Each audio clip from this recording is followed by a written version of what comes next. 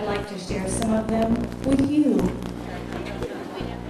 I come from an unusual Southern family. In fact, when I was young, my parents used me for target practice with live ammunition. And even in the South, that's just not right. When I was born, my grandmother was under 30.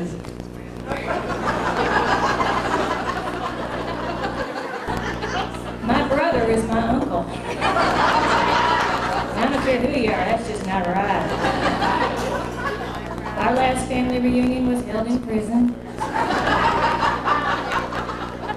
In fact, we are so unusual that Jerry Springer will not allow my family to appear on his television program. Even in the South, that's just not right. But you know, I'm old now, more mature, and I no longer blame my parents for my problems. I blame my children. I have 2 children, a girl and a boy. I had that girl first, which kind of lulled me into a false sense of security. You know what I mean? 2 years later, I had little Bobby.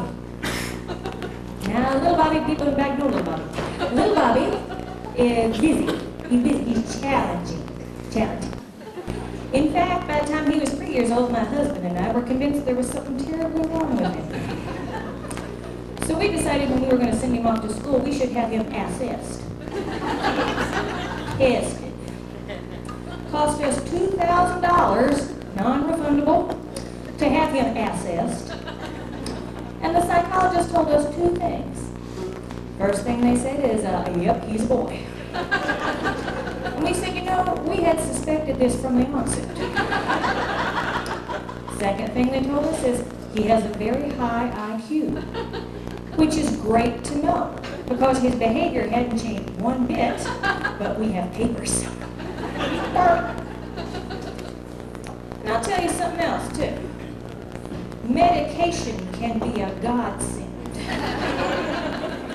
They wouldn't give Bobby anything, but the stuff I'm taking sure makes it awful lot easier. Bobby may be busy, but Mama's stoned, so it all comes out even in the end.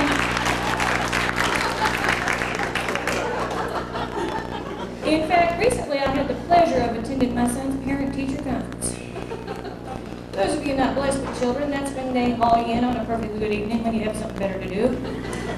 Set you down in them little chairs, you know, and tell you whether your children are doing good or bad. So I went in expecting the worst.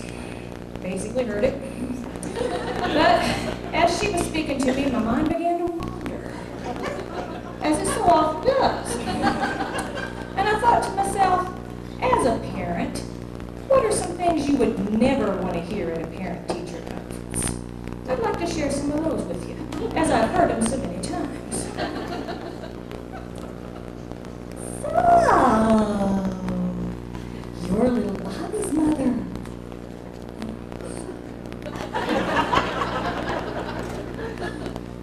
We think little Bobby may be special. Y'all ever thought I'd have a little Bobby tested?